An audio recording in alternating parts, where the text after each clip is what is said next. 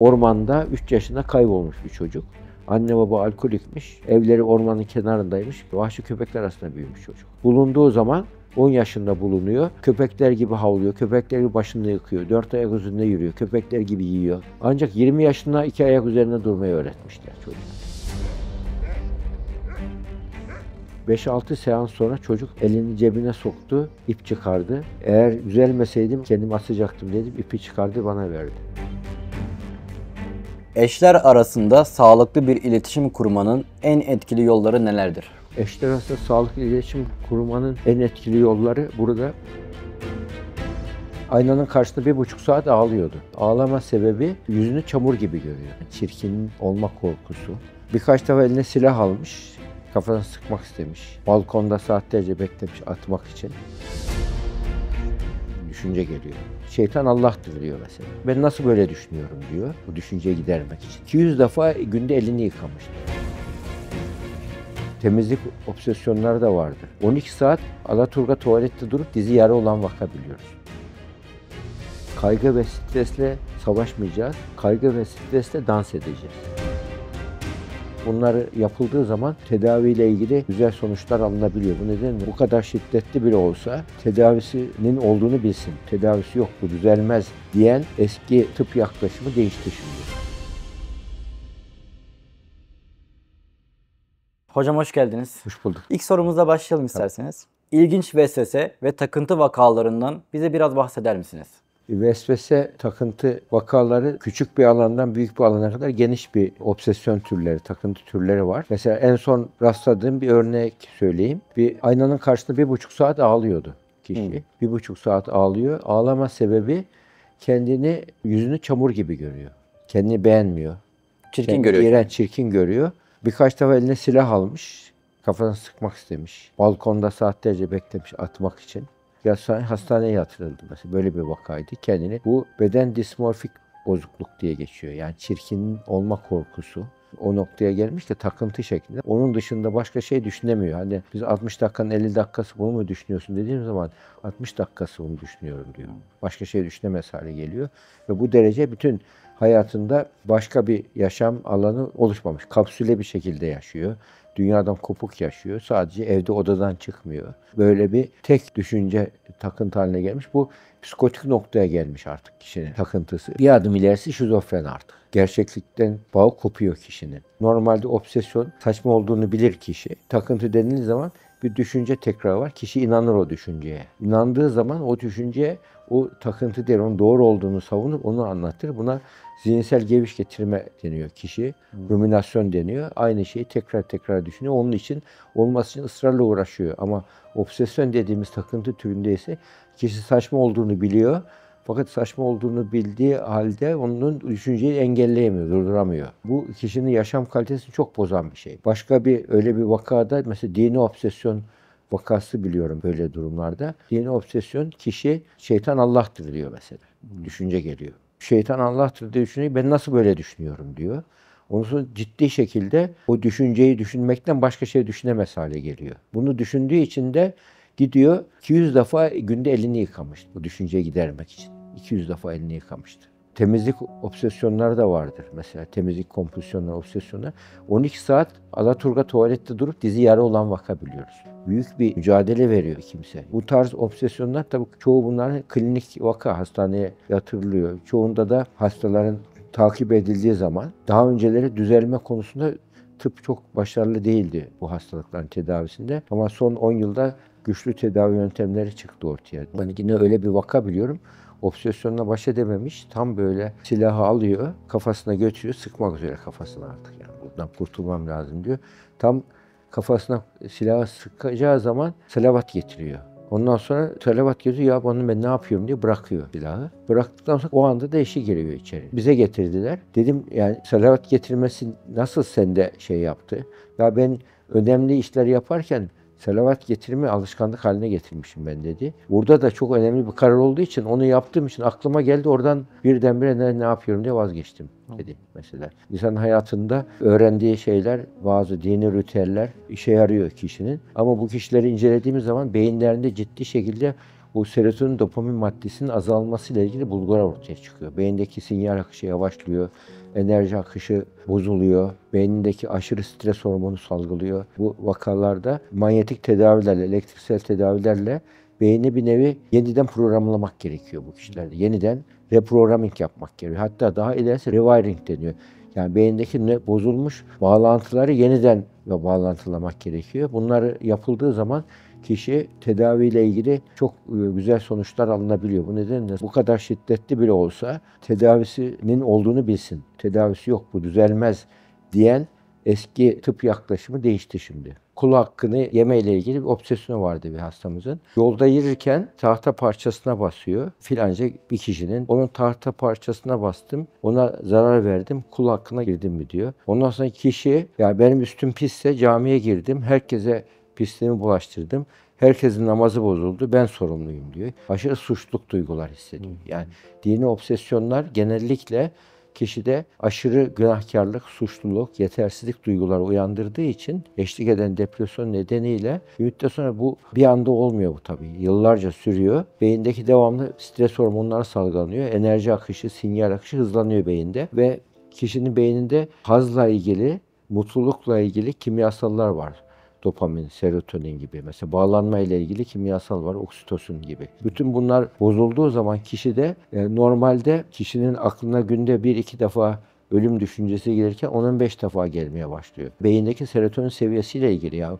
Bu kişi ayağı kırık insan nasıl yürüyemiyorsa, kulağı sağır insan nasıl işitemiyorsa bu kişilerde sağlıklı düşünemiyor, hayattan zevk almıyor, yaşam enerjileri kayboluyor. Ve belli bir düşüncenin etrafında başka şey düşünemiyorlar. Kapsüllü bir şekilde yaşıyorlar o düşünce etrafında. Bu nedenle bu maddi bir hastalık bu. Nasihatle falan düzelmez bu nokta ama insanın yaşadığı olaylar değil, ona karşı geliştirdiği tutum ve düşünceler insanı hasta edip etmemeyle ilgili. O düşünceleri, tutumlarını geliştiren kişiler hasta olmayabiliyorlar. Aynı düşünce, aynı obsesyon aklına geldiği halde bir insanın herkes hasta olmuyor. Yani genellikle bir geçmişindeki bir eğilimler ortaya çıkıyor. Genetik eğilimler de var tabii. Hocam depresyon nedir?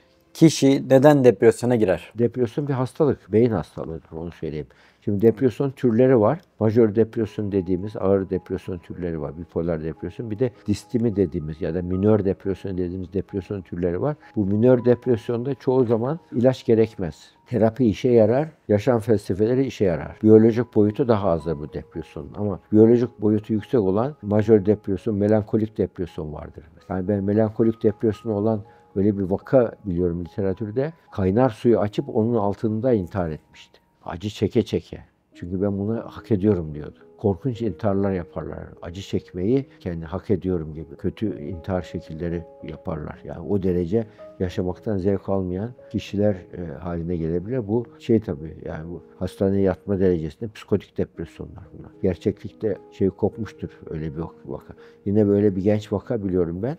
Erzincan'da görevliydim o zaman. Yani orada ayaktan EKT tedavisi serbestti o zaman. Yapılıyordu ayaktan. Standartları tam gelişmemişti. 5-6 seans sonra çocuk elini cebine soktu, ip çıkardı. Eğer düzelmeseydim kendimi asacaktım dedim. İpi çıkardı bana verdi. Böyle bir vaka yani. Onun için depresyon deyip de işte nasihatle falan geçmez depresyon. O kişinin o zamanlar yoktu mesela. Şimdi beyin görüntülemeleri alıyoruz. Beynine bakıyoruz. Delta teta dalgaları çok yüksek. Bu beyindeki enerji akışı bozulmuş, sinyal akışı bozulmuş. Beyni yavaş çekim gibi çalışıyor kişilerde. Anlama, kavrama, algılama her şey bozulmuş kişi.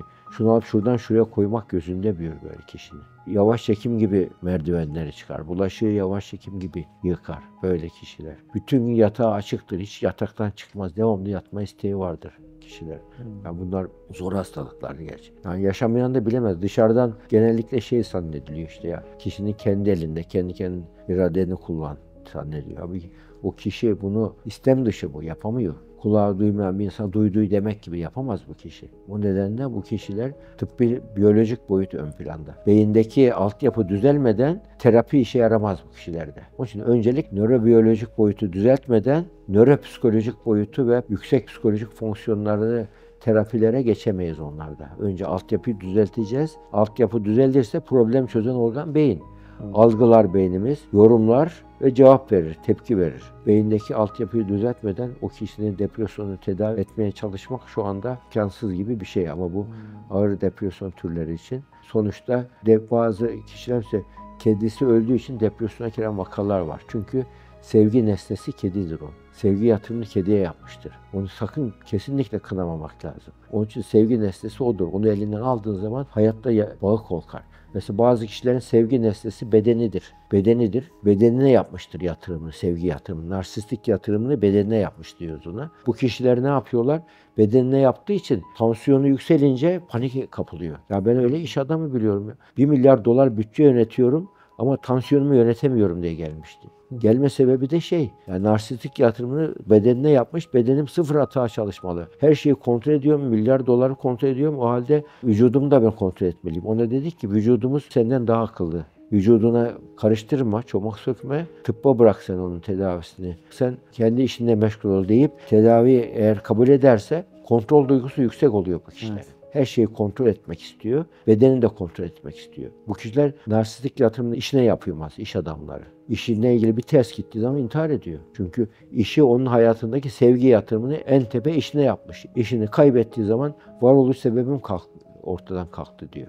Sevgi yatırımı ona yapmış. Bazı kişiler mesela makama yapmış sevgi yatırımı. Makamından alındığı zaman intihar girişimini bulunuyor. Onun için servet, şöhret, şehvet bunlar hepsi sevgi yatırımını aşırı yaptığın zaman başa bela olurlar. Bunlar hepsi birer asıl insan beyninin çalışma sistemi. Bak buna 2500 sene önce Aristo söylemiş ya, Aristoteles. 2 türlü mutluluk var demiş. Biri hedonik mutluluk, haz mutluluğu. Diğeri de ödomanik mutluluk, anlam mutluluğu.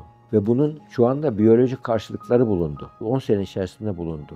Hedonik mutluluk dopamin mutluluğu. Beyin dopamin salgılıyor. Dopamin de o anlık. Yani dopaminin 2 özelliği var. Müthiş bir haz verir. İkincide müthiş bir odaklanma sağlar kişide. Aşık olan kişilerin aşırı dopamin bağlanır, o derece bağlanır ki bu kişi hedonik mutluluk kısa vadelidir. Ama bittiği zaman tekrar ister beyin. Tekrar ister. Bu sefer madde kullanan kişilerde de bunu beynin bu bölgesini kullanıyorlar. Haz odaklı kişiler de bunu kullanıyorlar.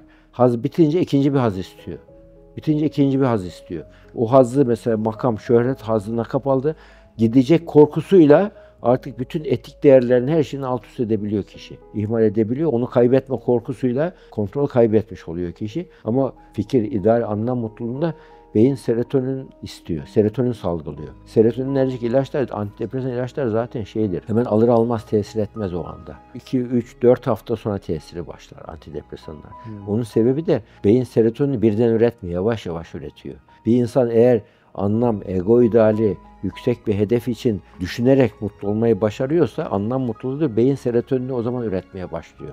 O da pat diye bittikçe o hedefe giderken bir engelle karşılaşırsa hedefi düşünür, beyinde serotonin seviyesi düşmez, mutluluğunu kaybetmez. Acı çeker ama hedefinden vazgeçmez. Bu kişiler mutlu olmaya başlıyor.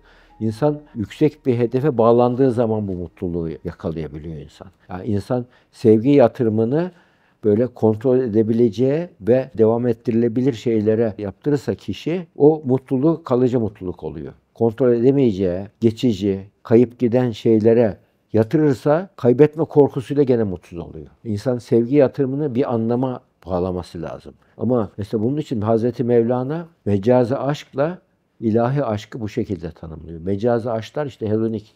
Birisini seviyorsun, makam, şöhret, para, dünya sevgisi.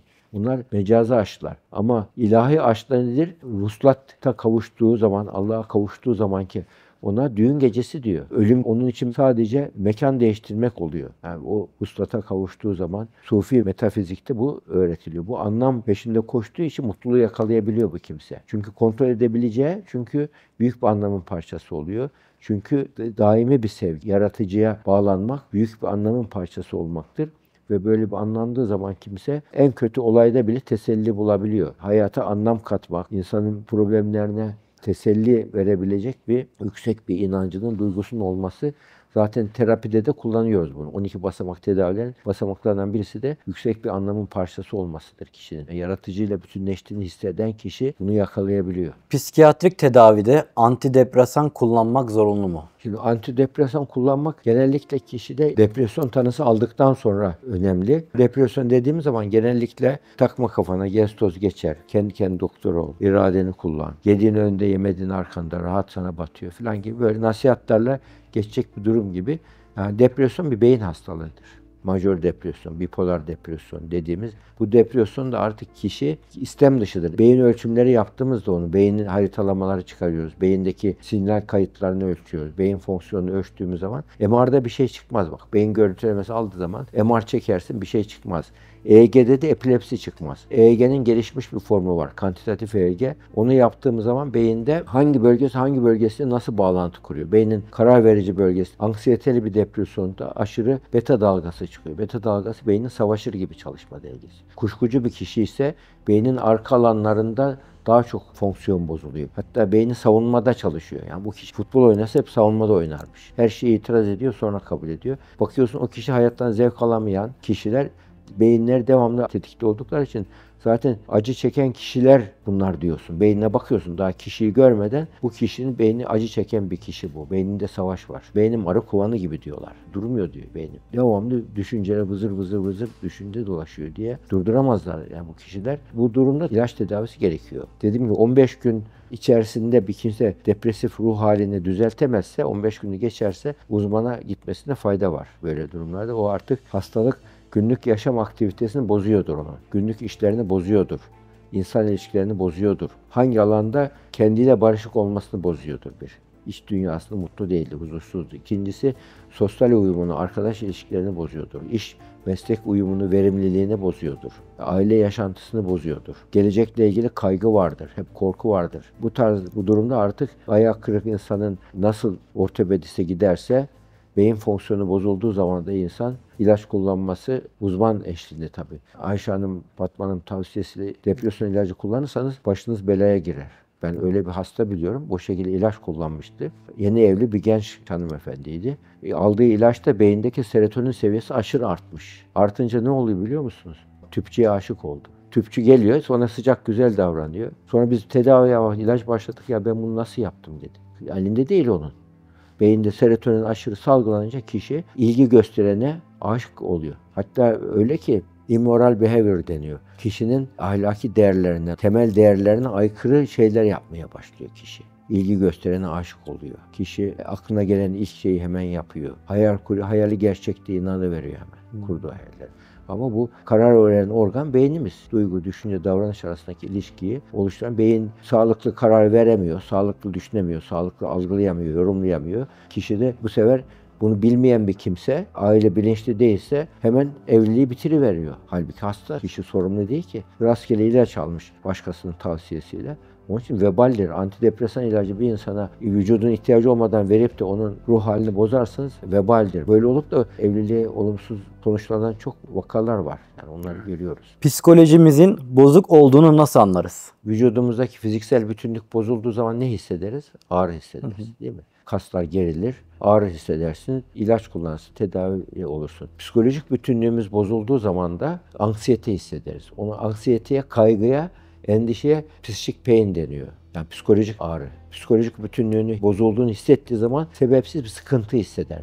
Korku hisseder. Sıkıntı, korku psikolojik ağrı demektir. Bu varsa kişide sebepsiz yere ya hani bir şey olur, bir sebep olur da köpekten korkar bellidir. Nesnesi bellidir. Yahut da sınavda kötü not almıştır, sebebi bellidir. Ama hiç sebepsiz yere kaygı, korku hissediyorsa kişinin ruhsal bütünlüğü tehdit altında demektir. Onun nedenini bulup düzeltebilmesi önemli o kişinin. O bir gelişme çabasıdır. Bir büyüme talebidir vücudun. Sıkıntı. Hatta onun için Nietzsche'nin bir sözü var. Diyor ki yılan kabuğunu değiştirmezse ölür diyor. Yani sıkıntı insanın kabuğunu değiştirme ihtiyacıdır. Gelişme talebidir vücudun, büyüme talebidir. O için sıkıntıdan korkmayalım ama bu sıkıntıyı neden hissediyorum deyip onu analiz edip sebebini bulup düzelttiğimiz zaman stres sonrası büyüme ortaya çıkıyor. Bunlara travma sonrası büyüme, geliştiren stresler de diyebiliyoruz. sıkıntı hissediyor, mutsuzluk hissediyor. Yani 3 günden fazla sürerse bu durumda kişi 3 güne kadar hiç uzmana, şuna buna hiç kimseye gitmeye lüzum yok. 3 günlük bir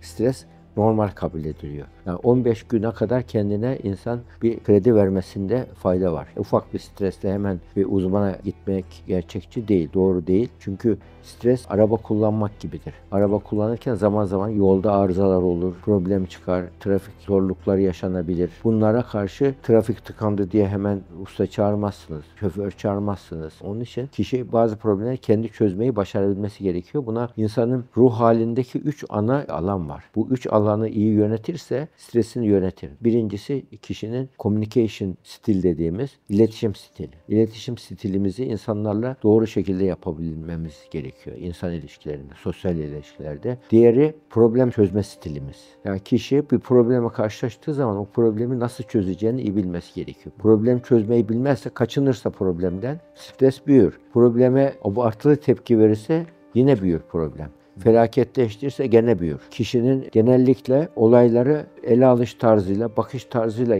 ilgilidir bu. Ya da genelleme yaparsa, diyelim bir insan arkadaşı yolda giderken selam vermedi ona. Hemen bana kimse değer vermiyor, zaten kimse beni beğenmiyor derse genelleme yapmış olur. Evet. Ya da kendi üzerine alır, kişiselleştirme yapmış olur. Bunlar hepsi zihinsel çarpıtmalardır bunlar. Bu çarpıtmalarla kendini, ruh halini olumsuz etkiler. Bir diğeri de coping stil dediğimiz stres yönetme biçimi. Yani bu bisiklet kullanmak gibi. Çok hızlı kullanırsanız takla atarsınız. Durursanız gene devrilirsiniz. Nerede hızlanacak, nerede yavaşlayacağını bilirseniz stresini yönetebiliriz. Stres, olumsuz olaylar, problem karşısında dayanıklılık eğitimi diyoruz biz. Bizim kültürümüzde sabır kavramı var. Sabır kavramı 2 türlü. Biri hep sabır denince bu birincisi anlaşılıyor. Çile çekmek, bir zorluklara katlanmak gibi bir sabır. Bu negatif sabır. Bir de pozitif sabır var. Pozitif sabır da kişi bir hedefe giderken bazı zevklerini öteleyebilmesi, bazı isteklerini erteleyebilmesi, bazı yüksek bir amaç için bazı kısa vadeli zevklerine hayır diyebilmesi, buna da pozitif sabır deniyor. Yani sabır o nedenle sihirli bir kavramdır. İnsanın hayatında koruyucu ruh sağlığı açısından sihirli bir kavramdır. Sabır, yani kenara çekilip beklemek değil, aktif sabır, hareket halinde beklemektir. Amacı var. Amacı giderken bu meditatif bir eylemdir. Ve aslında sabır doğanın hız ve ritmine uymaktır. Nerede hızlanacaksın, nerede yavaşlayacaksın, nerede duracaksın, nerede atak yapacaksın, bunları öğrenmek gerekiyor. Bu küçük yaştan itibaren kişi bunu yatırım yaparsa öğreniyor. Yatırım yapması kendiliğinden öğrenilmiyor. Duygusal beyin çalışmalarında 1960'larda yapılmış, 20 sene sürmüş bir çalışma var. 60'lı yıllarda anaokulu çocuklarına sınıfa lokum götürülüyor. Kutularla lokum getiriliyor. Hemen isteyene birer tane vereceğiz diyor. Ama 15'er dakika bekleyene bir avuç vereceğiz lokum diyor. Ve bekliyorlar. Sınıfın aşağı yukarı yarısı hemen diyor bir tane alıyor. Bekleyin. Diğeri 15 dakika beklemeyi başaran çocuk. İkisini de 20 sene gözlemliyorlar sonra. 20 sene sonra 15 dakika beklemeyi başaran çocukların duygusal zekalar %20 daha fazla çıkıyor. Kendileri daha barışık. Daha sosyal yorumları daha iyi. Demek ki doyum erteleme becerisi bir kişinin duygusal zeka becerisidir bu. Öğrenilmesi gerekiyor. Bu kendiliğinden olmuyor. O çocuklara buna öğretilmesi gerekiyor. Öğretilen çocuklar bunu ileride hayatta daha başarılı oluyorlar. Bir insan neden tükenmişlik sendromuna girer? Tükenmişlik sendromu nesnesi belli depresyondur bu. Özellikle çalışanlarda, sorumluluk duygusu yüksek olan kişilerde yorgunlukla birlikte depresif ruh halinin olduğu bir şeydir bu kişide. Yorgunluk duygusu çok fazladır. Bu kişi olayları genellikle sorumluluk duygusu yüksek olan kişilerde oluyor. Her şey dört dörtlük olsun derken beyin aşırı stres hormonu salgılıyor. Hiperkortikolizm oluyor, salgılanıyor. Aşırı kortizol fazla salgılandığı zaman o da ne yapıyor? Beyindeki enerji akışını, sinyal akışını bozuyor. Sinyal akışı bozulmuş bir beyinde de güçsüzlük, enerjisizlik, isteksizlik, işte bir şeyden tat zevk alamamama, böyle anlama, kavrama, algılama yavaşlığı, uyku iştah bozulması, enerji azalması, hayata ilgi azalması, heves azalması, bütün bunlar oluşuyor.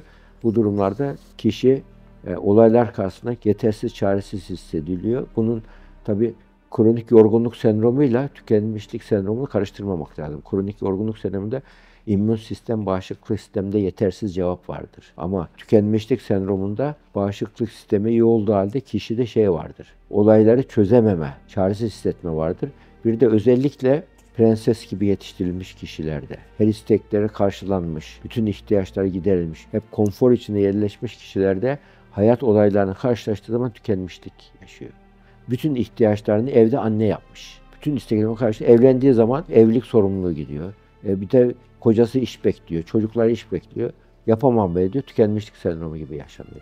Aslında bakıyorsun yetiştirilme tarzında annenin aşırı şefkati, aşırı onun yapması gerekeni kendisi yapması, onda benlik algısı düşük oluyor. Kişinin bir benlik seviyesi vardır, bulunduğu benlik vardır, algıladığı benlik vardır. Kişinin bulunduğu benlikle algıladığı benlik aynıysa o kişi özgüveni vardır. Bulunduğu benlikle algıladığı benlik yukarıdaysa egosu yüksek, kibirli kişi olur. Ama benliği ortalamanın altında değer kendini olduğundan daha düşük görüyorsa, benlik algısıyla kişinin algıladığı benlikle olduğu benlik aşağı seviyedeyse kendini yetersiz görüyor. Olaylar karşısında yapamam, edemem, çaresiz hissediyor. Yani bu bir nevi kişinin kendini tanımamasıyla çok yakından ilgili kişinin diyebiliriz. Toksik insanlarla ilişkilerimizi nasıl yönetebiliriz? Kıskanç tipler toksiktir. Kuşkucu tipler toksiktir. Narsist böyle ben merkezci tipler toksiktir. Paranoid tipler toksiktir. Yani bunlar hangisi ise ona göre değişir ama o toksik kişiler sizi bir şekilde domine ederler. Kontrol altına alırlar. Köleleştirirler. Köle efendi ilişkisi isterler. Hayır diyemezseniz ona, sınır koyamazsanız toksik kişi sizi esir alır, kölesi gibi görür. Başka arayışlara girer kişi. Onun için hayır deme becerisi çalışıyoruz böyle durumlarda. Öfkeli bir kişi ne yapar? Onun savaş stratejisi nedir? Orman kanunudur. Ormanda güçlü olan, zayıf olanı ezer. Ama insan hayatında, sosyal hayatta orman kanunları geçerli olmaz. Orman kanunları güçlü olan, zayıf olan der. Para, güç, makam, şöhret bunları elde eder. Ekonomik gücüyle ezer karşı tarafı. Şimdi böyle bir kişiler nasıl bir toksik bir kişidir bunlar? Bunlarla nasıl ilişki kuracağız? Bunlarla onun savaş stratejisi orman kanunlarıdır. Vurdum, oturturum, ben ne dersem olur diye. Peki aynı savaş stratejisini uygularsanız en çok yapılan hata o bağırıyorsa sen de bağır. O tabak fırlatıyorsa sen de fırlat diyorsanız orman kanunlarını uyguladığı için onun kadar vahşi olamazsınız. Onun kadar vahşi olamazsanız ezilirsiniz. Ve bu sefer haklıyken haksız duruma düşersiniz. Onun için onun savaş stratejisine değil, kendi savaş stratejinizi oluşturacaksınız. O hisseden beyninle hareket ediyor. Siz düşünen beyninizi kullanacaksınız. Mesela bağırıp çağıran birisi ise şöyle diyebilirsiniz mesela. Ben seni anlamak istiyorum. Yavaş konuşur musun biraz? Yavaş bağırmak mümkün olmadığından birdenbire diyecek ki ya bu beni anlamak istiyor bu ya diyecek. Ne demek istiyor ya diyecek. Hemen düşünen beynini devreye sokacak. Pat siz onu ne yaptınız? Kendi savaş stratejine çektiniz. Ya da trafikte diyelim. Adam iki araba hafif çarpıştı. Öndeki araba hem evyeyi aldı üstüne yürüyor senin hemen. Arkadaki adam derse vay sen bana nasıl yaparsın? O da evyeyi alırsa güçlü olan zayıf olanı ezer. Ama diğer araba dese ki şöyle geçmiş olsun kardeşim telafi ederiz dese adam elindeki evyeyi bırakır. Düşünen, hisseden beynini kullandı. Siz düşünen beynini kullanacaksınız. Toksik kişilerle bunun için biraz birlikte yaşamak zorundaysanız biraz eğitim almanız lazım. Toksik kişilerle yaşamak bir kediyle aynı çuvala girmek gibidir. Yani kolay değildir. Bazı insanlar nefretle beslenir yani. Öfke olmadığı zaman, nefret olmadığı zaman mutsuz olurlar. Bu tarz kişiler toksik kişilerdir bunlar. Yakın ilişkilerde zehirleyicidirler ve insanlarla ilişkilerinde bakarsın bir insan patlatır onu, bağırttırır, ondan sonra rahatlar. Kendisini dövdürtür, ondan sonra rahatlar. Toksik ilişkilerdir. Ben öyle bir vaka biliyorum ya. Bahariye Caddesi'nde ofis vardı benim. O zaman gece 1.30'da çıktık ofisten. Giderken baktım bir adam bir kızı dövüyor. Gittim ben yanlarına. Ya ben bak psikiyatristim yardım edeyim size dedi. Bunu şiddet olmadan halledilebilirsiniz falan diye ben öyle bir saflık yaptım. Kadın kafasını kaldırdı dedi ki beyefendi siz karışmayın dedi.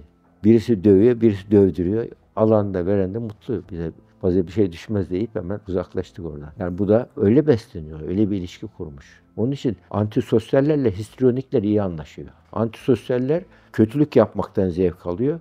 Histrionikler de dövülse bile ilgiden zevk alıyor. Bak negatif ilgi. Yalnız kalmaktan daha iyidir. Öyle zevk alıyor. İkisi patolojik ikiz oluşturmuşlar. Yani bir de mesela karanlık üçlü dediğimiz üçlü vardır. Bak Makyavelizm, antisosyal ve narsizm.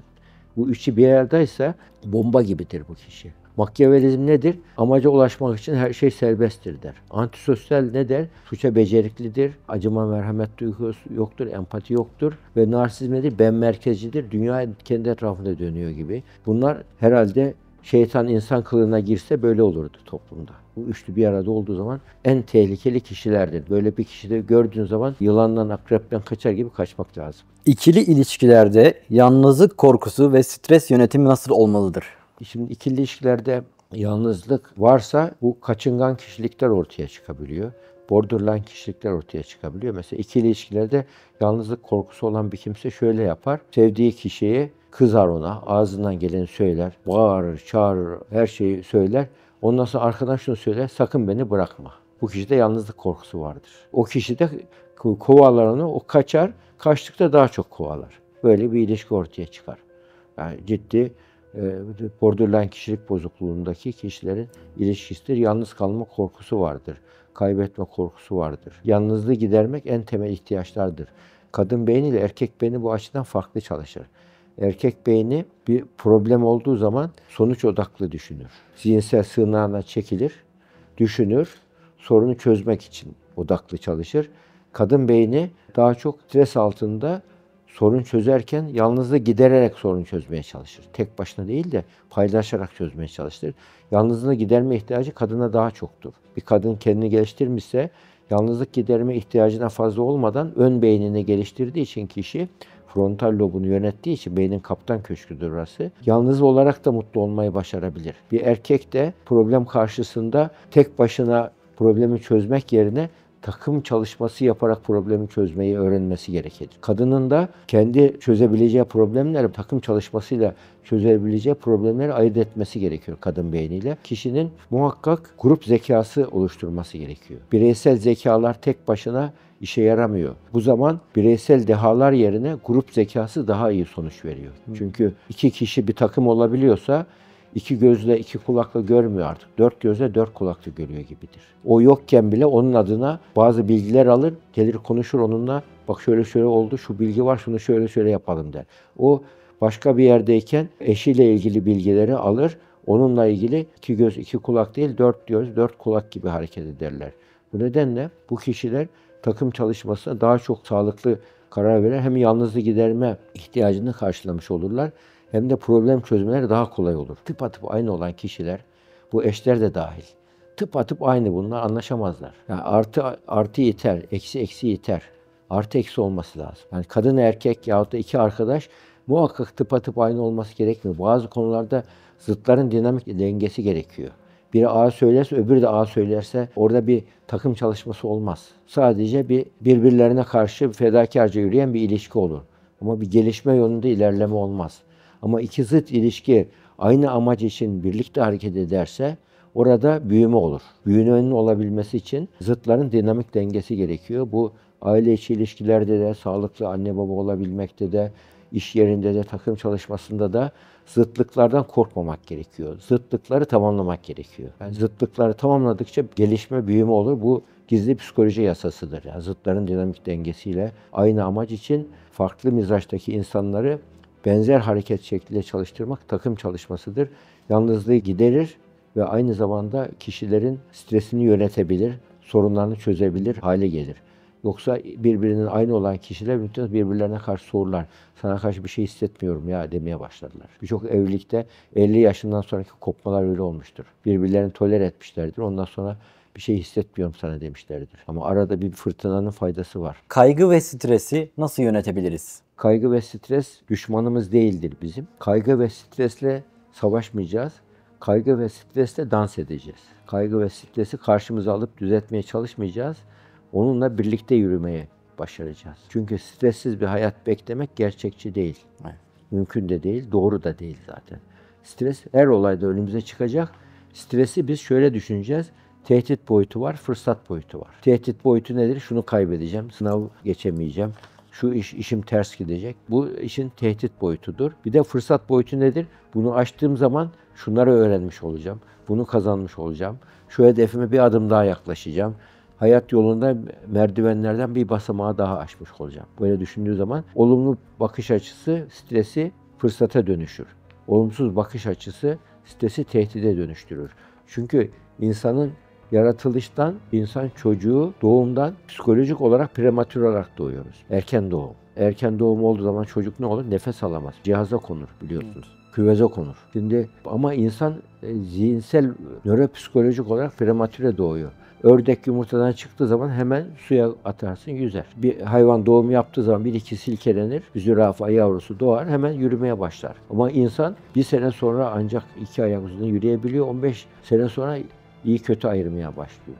Yani insan çevreden öğreniyor. Nöropsikolojik olarak insan erken doğuyor. Demek ki bu dünyaya hazır olarak gelmiyor insan. Bu dünyaya gelişmek için geliyor. Diğer hayvanlar bu dünyaya hazır olarak geliyorlar. Yaşayıp vazifelerini bitirip gidiyorlar. Ama insan bu dünyada tekamül etmek için, gelişmek için geliyor. Çünkü prematüre olarak doğuyor psikolojik olarak.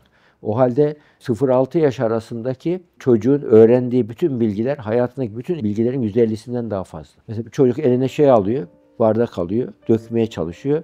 Biz diyor ki yaramazlık yapıyor zannediyoruz. Aslında çocuk yer çekimine karşı kaslarının gelişmesini öğreniyor anda. Onu bile öğreniyor çocuk. Her şeyi bu şekilde öğreniyor.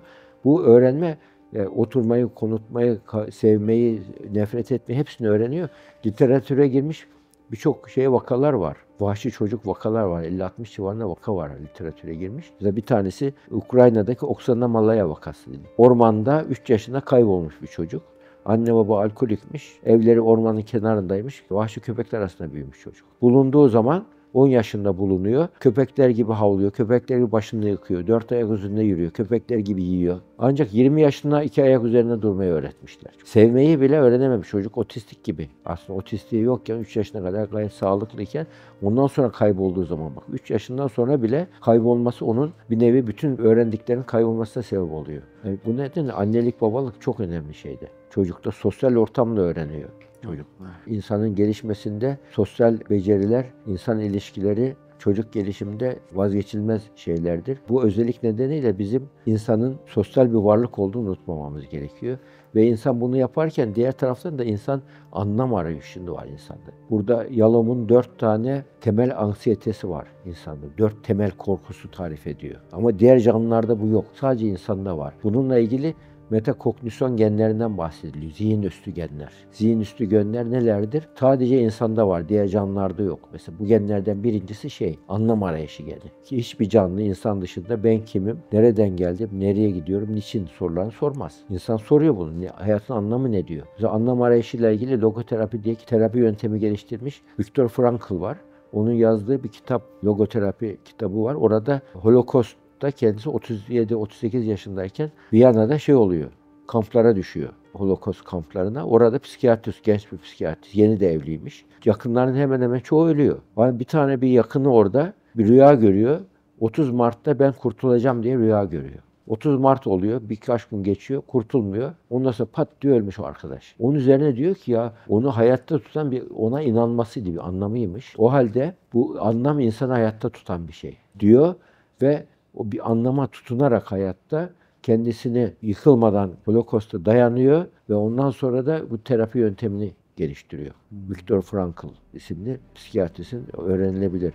Anlam bunun için çok önemli. İnsanda var bu. Bu anlamı yakalarsa insan hayattaki zorlukların her şeyin çözümünü bulabiliyor. İkinci metakognisyon geni de şudur. Kişinin zaman algısı sadece insanda var, diğer canlılarda. Bu insanın geçmiş ve geleceğe farkına varan tek varlık insan. Hayvan kesimhanelere bakın, hayvan biraz sonra kesilecektir ama otlamaya devam eder. Evet. Çünkü zaman algısı yok, ölüm algısı. Öleceğini de bilmez. Ne var? Geçmiş, gelecek kavramı yoktur. Geleceğini bilmez. Bir de yeniliği arama geni insanda var. Bir örümcek, bir karınca 1000 sene önce yuvası aynı, şimdi aynı. Ama insan öyle değil. Yani bunun için şu anda evrimsel biyoloji yeniden yazılıyor. Evrimsel biyolojiye özellikle bu metakognitif genlerden sonra insanın genetik mekanizmaları, epigenetik mekanizmalar anlaşıldıktan sonra şu ortaya çıktı.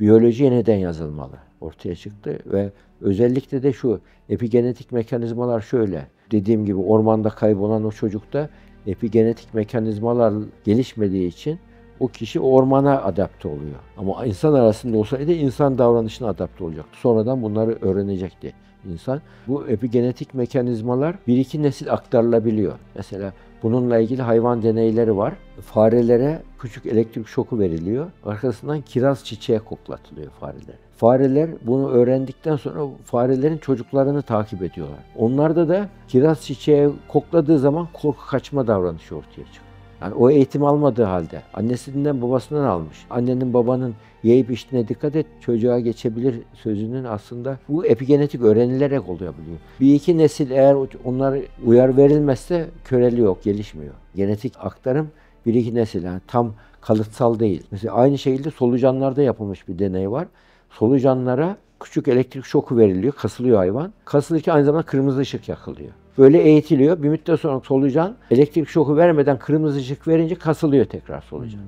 Ondan sonra o solucanı başka solucanlara yediriyorlar. O solucanlara kırmızı ışık verince kasılıyor solucan. Yani demek bak, korku aktarılıyor. Bu epigenetik mekanizma. Genetik kalıtsal değil. DNA'sından geçmiyor solucanın. Farenin DNA'sından geçmiyor. İnsanda da böyle öğrenmeler var. Kültürel aktarımlar böyle. Annemizden, babamızdan öğrendiğimiz, ya ben annem babamdan beri böyle yapıyorum diyor. Ama bir şok oluyor, değiştirmek gerekiyor bunu kişi. Bu nedenle bu tarzdaki epigenetik mekanizmaların kalıtsal zannediliyordu. Klasik evrimsel biyolojide, ama şu anda anlaşıldı ki bu epigenetik mekanizmalar sonradan öğreniliyor, aktarılıyor ve kalıcı değil bunlar. Değişebiliyor. Yani bunun için insanın temel korkuları var. İşte dediğim gibi özgürlük arayışı, yalnızlık ihtiyacını giderme arayışı, kişinin ölümle ilgili ölümü açıklama getirme ihtiyacı. Bunları çözemediği zaman insan diğer canlılar gibi yemek, içmek, üremek insanı tatmin etmiyor. İnsan bu dünyaya, Heidegger'in dediği gibi, bu dünyaya atılmıştır diyor, bırakılmıştır diyor. Bu dünyanın ürünü değildir. Dünyadaki mekanizmalara baktığın zaman bu dünyaya ait olmaz insan. Bu başka bir, dünyanın dışından bir şekilde gelmiş olması lazım tarzında ciddi bir felsefi tartışma bu tabii. Eşler arasında sağlıklı bir iletişim kurmanın en etkili yolları nelerdir? Eşler arasında sağlıklı iletişim kurmanın en etkili yolları, burada birkaç tanesini söyleyeyim. Birincisi aktif dinleyicilik. Yani kişi bir taraf konuşuyor, bir taraf dinliyorsa böyle durumlarda bu aktif, etkili bir iletişim olmaz. Dinleyip karşı tarafı, ama gerçekten dinleme rolü yapmamak lazım. Yani 15 dakikada olsa kaliteli bir evli beraberlik var. 10-15 dakika bile olsa göz temasının olduğu, birbirini anlamaya çalıştığın, onu hisseder karşı taraf. Yani senin onu anlamaya çalıştığını hisseder. Bu nitelikli beraberliğin olduğu, kısa bile olsa evlilikteki sağlıklı iletişimin en önemli etkisi. 3 türlü iletişim vardır. Evlilikte de, bütün insan ilişkilerinde. Birincisi sağlıklı iletişim. Konuşulur, problem çözülür, hedefler belirlenir, birbirlerini tamamlayan, birbirine rahatlatan bir ilişki olur. Diğeri çatışmalı iletişim. Birisi A derse öbürü B der. O devamlı evde bir gerilim, savaş vardır. Devamlı güç savaşları, ego savaşları vardır, kişilik savaşları vardır. Çatışmalı evlilik. Üçüncüsü iletişimsizlik. İletişimsizlik çatışmalı iletişimden daha kötüdür. İletişimsizlik artık bir nevi uzatmayı oynuyor gibi. Yani artık ümidini kesmiş, bazı şeyler, hedefler koymuştur kendine. Çocuk büyüsün, çocuklar evlensin, ayrılalım. İletişimsizlik bu daha kötüdür. Onun için biz evlilikle ilgili ölçekler uyguluyoruz. İlişki durum ölçekleri. İlişki durum ölçeklerinde şuna bakılıyor. Kişide sevgi var mı? İyi niyet var mı? Buna bakılıyor. İyi niyet ve sevgi varsa, çatışmalı iletişim varsa çözülüyor. Ama iyi niyet yok. Bir taraf bir tarafı bir şekilde sevmiyor ve oyalıyor.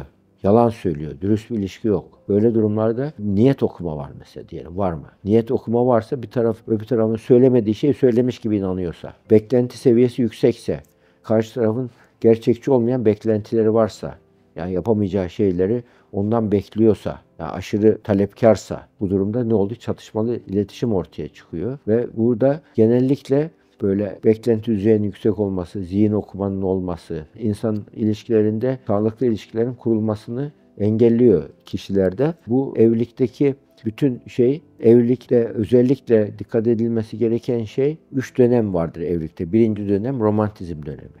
Romantizm dönemi bazen birkaç hafta, bazen birkaç ay, en fazla 2 sene sürüyor. Ondan sonra romantizm döneminden sonra güç çatışmaları, kişilik çatışmaları yaşanıyor. Eğer taraflar şanslıysalar ya da akıllı çözüm üretirlerse, daha sonra olumluluk dönemi ortaya çıkıyor. Kişi 3. dönem.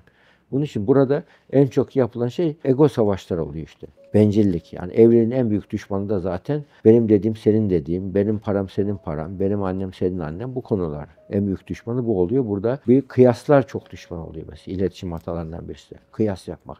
Filanca şu eşyayı aldı, biz de alalım. Şu anda bu var, biz de alalım. Bu gibi durumlarda gerçekçi olmayan beklentiler ortaya çıkıyor. Bu da ne oluyor? Kendimize bir hedef belirleyip onunla kıyaslayacağız. Başkalarıyla kendimizi kıyaslarsak, bu kadın erkek fark etmez, bir ailede kendimize ortak hedef koyulur.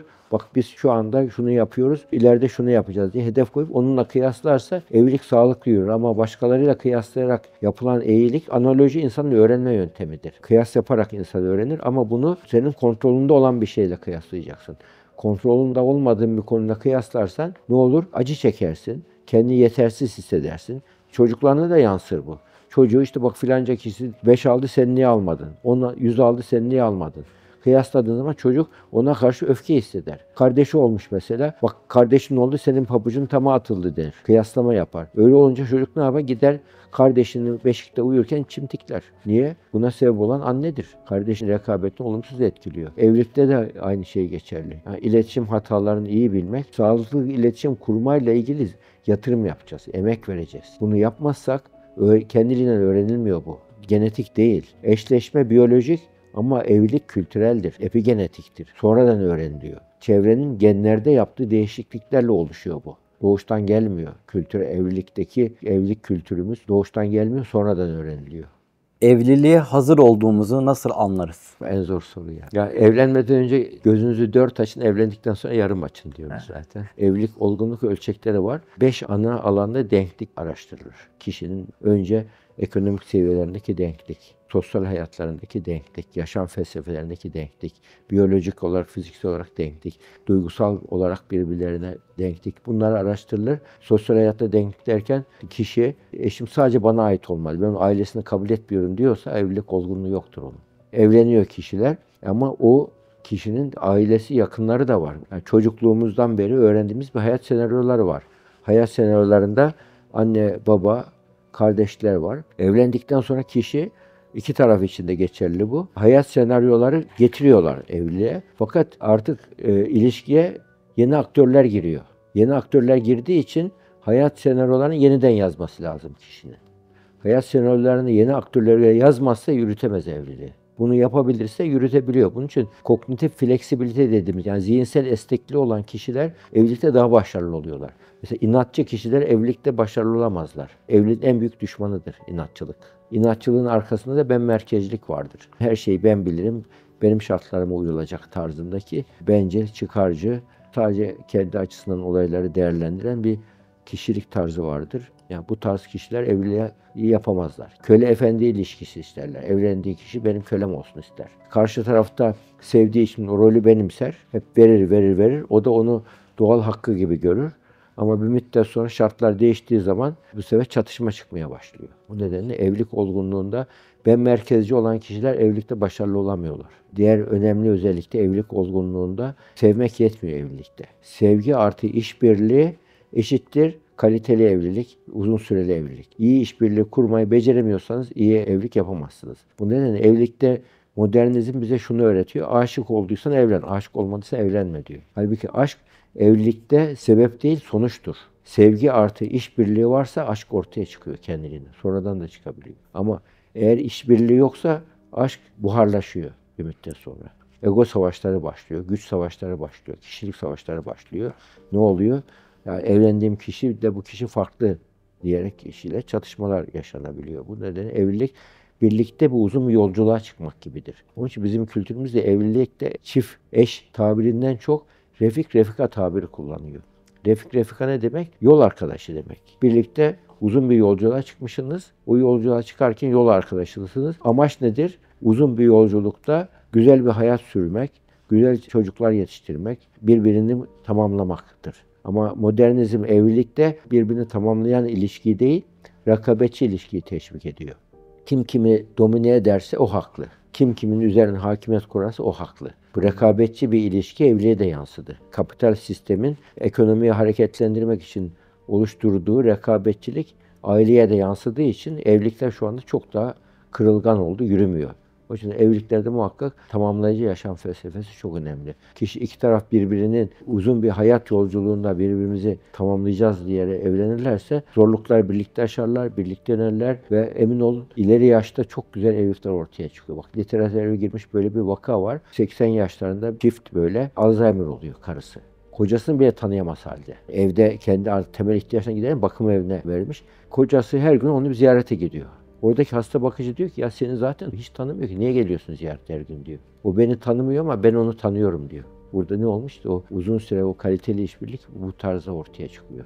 Bu da iki tarafı da mutlu eden bu tarz ilişkilerdir. Şunu unutmamamız lazım. Beyindeki tehlike devreleri var beyninde. Yaşam kalıma göre çalışıyor insan beyni. Bütün canlılarda öyle. İnsan beyninin default mode network'u var ya beyindeki altyapı. Yaşam kalıma göre beynimiz programlanmış. Öyle çalışıyor.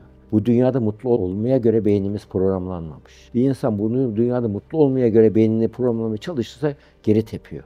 Mutluluk renkli bir gölge gibi. Amacın varsa hayatının sonunda, evlilikte de öyle. Amacın eğer bir anlam peşinde koşmaksa, bir ideal peşinde koşmaksa, güzel bir hayat ortaya bırakmaksa, iz bırakmaksa mutluluk kendi arkandan geliyor renkli gölge gibi. Ama amacın mutlu olmak diyorsan gölgeyi yakalamaya çalışan kişi gibi oluyorsun, yakalayamıyorsun, dönüp duruyorsun böyle.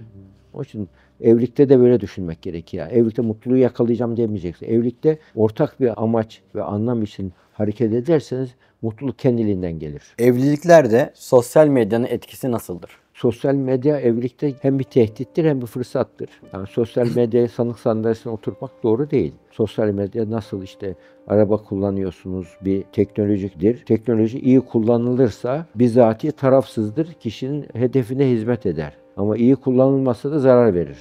Sosyal medyada aynı bunun gibi, otomobil gibi, telefon gibi insanın hayatını kolaylaştırma özelliği de var, bozma riski de var. Kötülüklerin hızlı yayılma istidadı vardır. İyilikler viral değildir. Kötülükler viraldir. Kolay ortaya çıkar. Çünkü insan beyninin çalışma özelliğiyle ilgili insan beyni negatif olaylara, pozitif olaylara göre 6 misli daha çok duyarlı. Beyinle ilgili ölçüm yapılıyor. Kişiye elektrot bağlanıyor beynine. Cihaz veriliyor. Eline cihaza evet ses duyuyorsun. Bir ya da bir görsel gösteriliyor. Buna şunu görürsen evet de, bunu görürsen hayır de diyor. Şimdi evet geldiği zaman beyaz düğmeye hayır diyeceği zaman negatif oluyor. Kırmızı düğmeye basması öğretiliyor. Kırmızı düğmeye tehditle ilgili bir bilgi geldiği zaman kişi beyninde tehditle ilgili en 50 dalga, negatif 50 milisaniye sonra beyin negatif bir tepki veriyor. Ama pozitif bir karar vereceği zaman, beyaz düğmeye basacağı zaman beyni 300 milisaniye sonra tepki veriyor. 6 misli daha fazla beyin pozitif olaylara geç cevap veriyor. Bu demektir ki beynin ön bölgesine gidiyor, bilgi işlemi yapıyor, kar zarar analizi yapıyor, filtre ediyor. Uygun değil, geçerli değil, faydalı değil, güvenli değil diyor. Ondan sonra karar veriyor insan beyni. Bu nedenle insan beyni tehdide göre çalıştığı için medyanın da en büyük ihtiyacı sosyal medyada dahil izlenebilirlik, ulaşılabilirlik, etkileyebilirlik olması için negatif olaylar yaşamsal gıdasıdır medyanın. Negatif olayları daha çok ön plana çıkarıyor. Sosyal medya bu nedenle kötülüklerin hızla yayılmasını kolaylaştırdı küresel olarak. Olumsuz sonuçlarını gördükçe önlemler alınmaya başlanıyor bununla ilgili. Evlilikte de bu nedenle bazı kişiler evlilikte bizim evde işte evliliğimiz iyi gitmiyor, büyü yapıldı diyorlar. Sen o büyüyü sosyal medyada, telefonda, televizyon arasan daha iyi olur diyoruz. Aslında o iletişim yok aralarında. Onlarla o kadar çok vakit geçiriyorlar ki herkes eve geliyor, herkesin elinde telefon, çocuk, bütün aile. Yani aile içerisinde iletişim olumsuz etkiliyor. Burada sosyal medya sanık değil, sosyal medya suçlu değil. Suçlu bizim onları yanlış kullanmamız. Onun için şu anda birçok şeyler sosyal medya ile ilgili medya detoksu yapıyorlar. Akşam yarım saat herkes bütün şeyini bırakıp elindeki televizyon şey bırakıp sadece konuşacağız, sadece sohbet edeceğiz tarzında bunlar öneriler veriyoruz böyle durumlarda. Birlikte bununla ilgili tedavi tekniği olarak bakıyoruz. Bu sebep buysa eğer aile içi iletişim olumsuz etkiliyorsa. Bunun teknolojidir. İyi yönde kullanılırsa insanın hayatını kolaylaştırır. Yanlış kullanılırsa da ilişkilerine zarar verir. En büyük de sosyal medya kişinin ilişkilerine zarar veriyor. Ondan sonra kendine zarar veriyor. İletişimi hasar yapıyor tabii. Koparıyor. Yani yanlış iletişim yapıyor. Birbirinin sosyal medyasını izleyerek alıngan kişiler öyle, kıskanç tipler sosyal medyadan çok etkileniyor. Çünkü insan bazen çok güçlü gören bir insan vardır. Çok basit bir damla suda boğulur. İnsanoğlunun ruh halimiz çok değişkendir. Açık, şeffaf, dürüst ilişki varsa zaten yalanla sosyal medya bir arada olduğu zaman her türlü kötülük ortaya çıkıyor. Ama sosyal medyanın diğer tarafına bakıyorsun, Yalancının mumu eskiden yatsıya kadar yanar deniyordu. Şimdi yalancının mumu sosyal medyaya kadar yanıyor. Bir insan sosyal medyaya iz bırakmış oluyor. İnternete kadar yanıyor. Orada bir iz bırakmış oluyor. Pat diye oradan ortaya çıkıyor o kişinin yalanları. Onun için açık, şeffaf, dürüst ilişkiler varsa sosyal medya zarar vermez. İki tarafta problemler daha kolay çözülür, büyümeden çözülür. Ama yalan, bir insan ki hayatında yalan varsa, sosyal medya ile birleşirse bu sağlıklı ilişki kuramaz o kişi. Yani. Çocuk yetiştirirken yapılan en büyük psikolojik hata sizce nedir? Tek bir hata yok tabii ama şu anda en çok yaygın hata çocuk erkil aile olması. Çocuğu evin küçük hükümdarı gibi yetiştirmek. Çocuğu prenses gibi yetiştirmek. Çocuğun her isteğini karşılamak. Çocuk merkezli bir aile olması. Şu andaki en çok yani bizim yaygın hata olarak. Çünkü burada tek doğru yok. Bazı durumlarda çocuk fazla aşağılanır, ezilir. Çocuğa aşırı yüklenilir. Bu da çocuk odaklı bir ben çok çektim, çocuğum çekmesin diyerek aşırı verici, fedakar anne babaların çocuğa hayatı sınırlarını öğretmeyen bir annelik babalık tarzı en çok rastladığımız ebeveynlik tutum hataları olarak önümüze çıkıyor. Yani özellikle çocukla özgürlük, sorumluluk dengesini öğretememek çocuğa. Bu zamanda en çok rastladığımız. Çocuğa özgürlük verelim, özgür olsun ama sorumlu olsun. Hem özerk olsun hem de ait olsun eve. Bunu verememek bu zamanda çocukları en çok böyle hayata hazırlamakta zorluk yaşıyoruz. Her ihtiyacı karşılayan, her dediğini giderilen, annesi Hızır gibi yetişen annenin babanın çocukları ben merkezci, konforcu oluyorlar. Bu sefer bir çocuğa 2 kişilik, 3 kişilik sevgi verdik. Niye böyle oldu diyor anne baba. Aslında sevgisiz büyümemiş. Sevgisizlikten sorun yaşarken eski kuşaklar şimdi aşırı sevgiden sorun yaşanıyor. Sevgi de su gibidir. Çiçeğe fazla su verirsen zarar verir. Sevgi de öyle. Yerinde, dozunda, zamanında uygun bir şekilde onu verebilmek gerekiyor. Onun için sevgi ve disiplin dengesi çok önemli. Annelik babalık demek çocuğu mutlu etmek değil, çocuğu hayata hazırlamak. Mark Twain'in bir sözü var, ilginç, diyor ki bir domuzunuz ve bir çocuğunuz varsa diyor. Her istediğini yaparsanız, her istediğini verirseniz çok iyi bir domuzunuz ama çok kötü bir çocuğunuz olur diyor. Yani bir çocuğun her istediğini yapmak ona en büyük kötülüktür. Sorumluluktan kaçan çocuklara sorumluluk nasıl yüklenmeli? Şimdi sorumluluktan kaçmanın 2 sebebi var çocuklarda. Gerçekten sorumluluktan, tembellikten mi kaçmıyor? Üşengeçlik, tembellikten mi? Korkudan mı kaçmıyor? Bunu anlamak gerekiyor. Çocuk eğer tembellikten, konformistlikten, her şeyi hazır beklediği için kaçıyorsa ona farklı yaklaşılır. Ama hata yapma korkusundan kaynaklanıyorsa, mahcup olma korkusundan kaynaklanıyorsa ona farklı yaklaşılır. Bunu iyi ayırt etmek gerekiyor. Ama anneler babalar hiç farkında olmadan çocuk sorumluluktan kaçıyorsa bu tembeldir deyip hemen daha çok üzerine gidiyor, daha çok yükleniyorlar. Çocuk zaten sorumluluk duygusu yüksek, iş dünyasında korkular var. Daha çok korkuyor, daha çok depresyona giriyor. Yani için tembel, kolaya kaçan, suça becerikli, empati duygusu olmayan bir kişilikse bunlar çok az oluyor. Genellikle sorumluluk duygusu yüksek oluyor. Hata yapma korkusu nedeniyle sorumluluk alırsam yapamam diyor. Yani siyah beyaz düşünüyor bu çocuklar. Gri alanları düşünmüyorlar. Ya tamamen istediğim gibi olacak ya hiç yapmayacağım tarzında düşünüyorlar. Ve çok erteleme yaparlar bu çocuklar. Ertelerler, her şeyi ötelerler. Bu kişilere yaklaşırken nasıl yaklaşacağız? Onun geçmişteki başarılarını düşüneceğiz. Yani o kişinin diyelim yaptığı başarıları, yaptığı işleri yani negatif yönlerini düzeltmek yerine bu çocukların pozitif yönlerini güçlendirmek üzerine gidilirse onların korkuları giderilir. Korkular giderildiği zaman zaten sorumluluk duygusu olduğu için onlar kendiliğinden yaparlar. Mesela diyelim ders çalışma meselesinde. Ders çalış derken çocuk tembel ders çalışmıyor diyor. Aslında tembellikten değil. Kendisi ben başaramam diye kendisini yenilgiyi kabul etmiş baştan. Halbuki o başarabileceğiyle ilgili yanlış inanışlarını değiştirip doğru inanışlar geliştirirse çocuk bir müddet sonra küçük başarılara ihtiyacı var o kişinin. Küçük şeyler başardığı zaman bakar ki onu başardığına göre öbürünü de başarabilirim der ve arkası gelir. Bu nedenle yani sorumluluk duygusunu öğrenilmesi küçük yaşta başlıyor. Yani sorumluluk duygusunu bir çocuğa öğretmek istiyorsak ona ev işinde annesine yardım etmeden başlayacağız. Okulla babasıyla birlikte babasının işine yardım etme. Arabayı kullanmaktan yani işten yardım etme. Çocuk onu o durumlarda ev işine yardım ettiği zaman yahut da babasının işine yardım ettiği zaman öyle bir tatmin duygusu yakalar ki basit tatmin duygusu o şey için büyükler için çok önemli bir iştir o. Yani sen yapsan ne olur, yapmasan ne olur diyor. Ama onun için çok önemli bir iştir. Bir çocuğun dünyasına baktığın zaman en önemli şey nedir o çocuğun dünyasında? Oyundur bak. Okul öncesi çocuklar için söylüyorum. Oyun en ciddi işidir onun. Oyunda söker, takar, boşar. Orada işte anne babayla birlikte oynarsa bu çocuk bunu. O orada sorumluluğu öğrenir. Önce oyun oynarken öğreniliyor sorumluluk.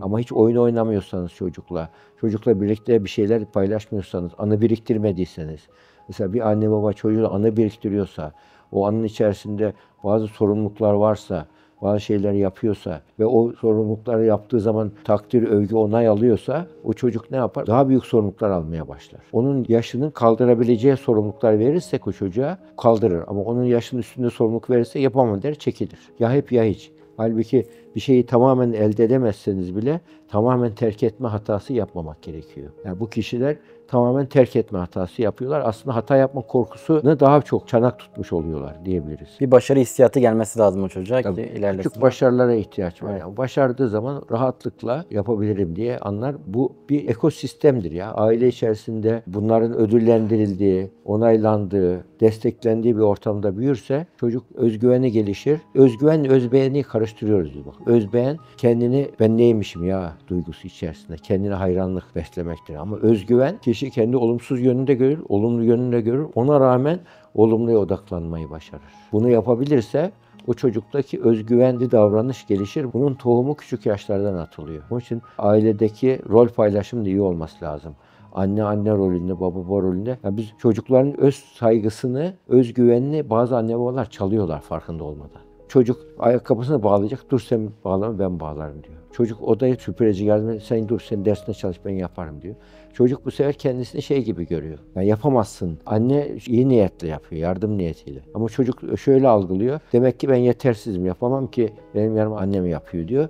Onun yapabilecekken küçük başarı tatma hazzından mahrum bırakıyoruz. O çocuğun geleceğine olumsuz etkiliyor bu yaklaşım. Hayalhanem hakkında ne düşünüyorsunuz hocam? Hayalhanem çok güzel hizmet ediyor onu söyleyeyim. Özellikle yeni kuşaklarda sorulamayan sorulara cevaplar veriyor. Benim gördüğüm en önemli etki alanlarından birisi Hayalhanem bu konuda gençlerle aynı dili konuşmayı başardınız. Yani onun için ben gerçekten büyük bir bu zamanın gençlerine hitap eden formülleri sosyal medyanın yöntemlerini kullanarak küresel olarak yapmaya çalışıyorsun. Hatta bunu şuna benzetiyorum ben. Sosyal medya mecraları, televizyon mecraları bunu kullanılırsa güçlü fikirler hakim olacak dünyada. Haklı fikirler hakim olacak. Hayalhanem bizim kadim kültürümüzü, inanç sistemimizi ve Kur'an-ı Kerim'deki akla tespit ettirilmiş meseleler, iman hakikatlerinin, Kur'an hakikatlerinin meselelerini çok güzel sosyal mecralarda aktarıyorlar.